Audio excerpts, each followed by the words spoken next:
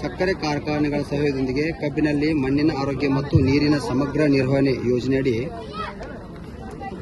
ಇದು ಒಂದು ಪ್ರಾತ್ಯಕ್ಷಿಕೆಯನ್ನು ಏರ್ಪಡಿಸಲಾಗಿದೆ. ಅದರ ವಿವರ ಈ ರೀತಿ ಇದೆ.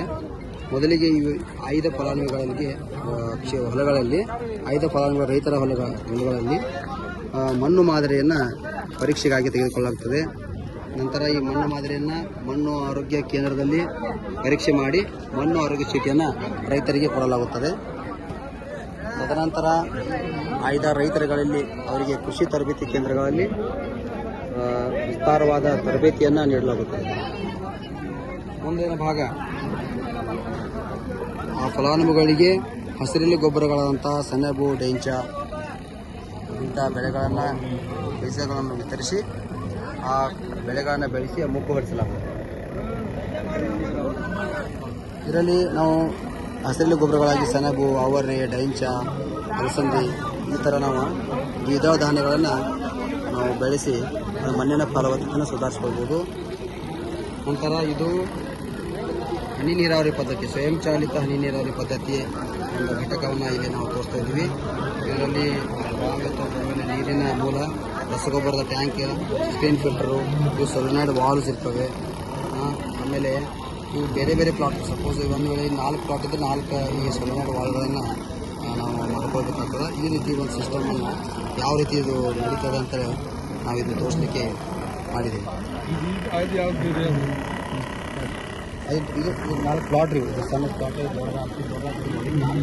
ಇದು ಈ ಹನಿ ನೀರಾವರಿ ಪದ್ಧತಿ IoT ತಂತ್ರಜ್ಞಾನದೊಂದಿಗೆ ಇದು ಕಾರ್ಯನಿರ್ವಹಿಸ್ತದೆ. ಇದು ಕಂಟ್ರೋಲ್ ಪ್ಯಾನೆಲ್ ಇರ್ತದೆ.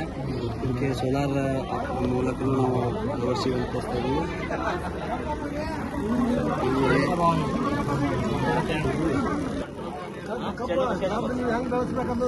ಕಬ್ಬಿನಲ್ಲಿ ಅಗಲವಾದ ಸಾಲು ಮತ್ತು ಆ ಅಗಲವಾದ ಸಾಲಿನಲ್ಲಿ ಅಂತರ್ ಬೆಳೆಗಳನ್ನು ಯಾವ ರೀತಿ ಬೆಳೆಸ್ಕೊಂಡು ನಾವು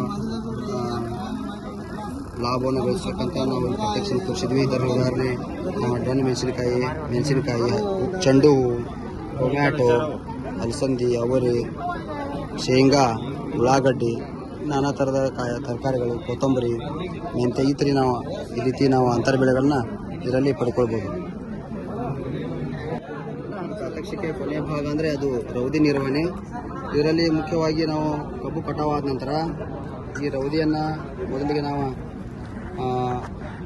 ಮ್ಯಾನ್ಯುವಲ್ ಆಗಿ ನಾವು ಒಂದು ಸಾಲು ಬಿಟ್ಟು ಒಂದು ಸಾಲಕ್ಕೆ ರೌದಿಯನ್ನು ತುಂಬಿ ಒಂದು ಸಾಲು ನೀರು ಹಸೋದು, ಒಂದು ಸಾಲಿನಲ್ಲಿ ರಸಗೊಬ್ಬರ ಯೂರಿಯಾ ಮತ್ತು ಸಿಂಗಲ್ ಸೂಪರ್ ಫಾಸ್ಫೇಟ್ಗಳನ್ನು ಅದರಲ್ಲಿ ಚೆಲ್ಲಿ ನಂತರ ಒಂದು ಕೆಲವು ದಿನ ಬಿಟ್ಟು ನಾವು ರೌದಿ ಡಿಕಾಂಪೋಸರ್ನ ಬಳಕೆ ಮಾಡಿದಲ್ಲಿ ರೌದಿ ಬೇಗ ಕೊಳೆಯುತ್ತದೆ. ಇದು ಡಿಕಾಂಪೋಸರ್ ಜೀವಾಣು. ಈ ಥರ ನಾವು ಬೆಲ್ಲ ಹಾಕಿ ಡಿಕಾಂಪೋಸರ್ ಹಾಕಿ ನಾವು ಕಲ್ಚರ್ನ ರೆಡಿ ಮಾಡ್ಕೋಬೋದು. ಇದನ್ನು ನಾವು ಸ್ಪ್ರೇ ಮಾಡಿದರೆ ಬೇಗ ರೌದಿ ಕೊಳಿತದೆ. ನಂತರ ಇದು ನಾವು ರೌದಿಯನ್ನು ಇಲ್ಲೇ ಕಳೆದು ಇಲ್ಲೇ ನಿರ್ವಹಣೆಗೆ ನಾವು ಇನ್ಸಿಟಿವ್ ಮೆಥಡ್ ಅಂತೀವಿ.